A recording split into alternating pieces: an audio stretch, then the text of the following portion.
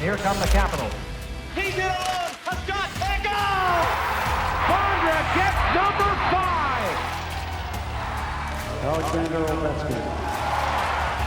The Capitals are champions.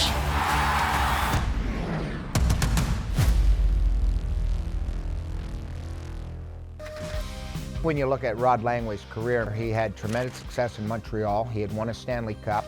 The Caps were overhauling big time. They had just traded Brian Walter and Rick Green, two of their leaders. He got out of the shadows of Montreal and came here and really made a name for himself. Team captain Rod Langway. He was named captain the day he came on board.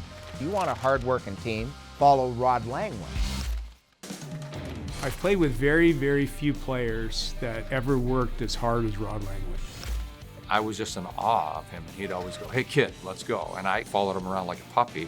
He had this mustache, and he also had the biggest muscles on the team. Everything he did was cool to me. Also Rod without the helmet. Reason for the helmet is I got hit from behind and my helmet flipped down on me and cut me for like 25, 30 stitches.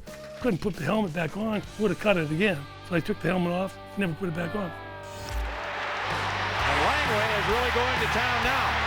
I don't care what anybody says. That made a difference in how you looked at Rod Langway, how he could get out there and be as nasty and tough, as physical as he was without wearing the headgear. He didn't have chest armor. He didn't really have bicep armor. And he dropped to his knees in front of the hardest shots in the league. And he never had a bruise.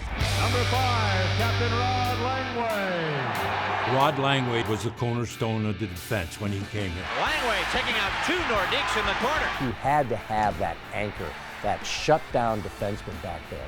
Nobody in the National Hockey League was better at playing that role than Rod Langway. The most dominating defensive player in the league. The hardest guy ever to get around anywhere. We called him the Octopus. He had arms everywhere.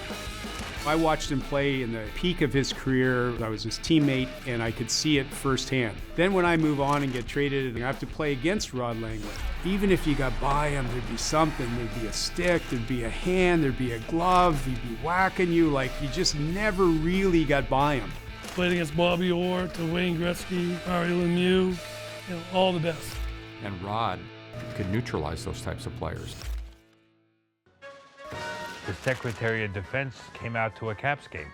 After the game, he wanted to come downstairs to the locker room.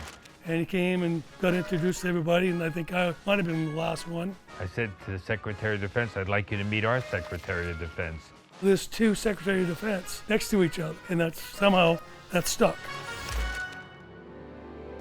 Here comes Langway now, wheeling out of his own end. I think he's Mr. Everything. Since coming over here, he has changed his club from mediocrity into a very tough contender. Langway was the guy that set the table for how this franchise was going to operate. From the Washington Capitals, To win the Norris Trophy, to win the support of everybody around the league recognizing his excellence.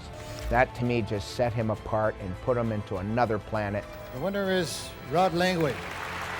To have a defensive defenseman win the Norris Trophy, nobody does that anymore. Not only did he do it once, he did it twice. And it was because of the success that we had as a team, but it was also because he was just so good. I'm glad my name is on this for the second time. Thank you very much. I'm amongst the people that always think the Norris Trophy should go to the most offensive defenseman, and then there should be a Langway Trophy that should go to the most defensive defenseman, because nobody did the job better than Rod. He's be all and end all for me. Best friend, great guy, great leader, Hall of Famer, 2-time Norris Trophy winner, consecutive years. That's probably never going to happen again. Back to Langway, a slap shot, and a goal! You know how many people must have watched the games back then when you see the reaction to Rod whenever he goes somewhere. He was the guy. Without having to have it tattooed on him, Rod is the Washington Capitol.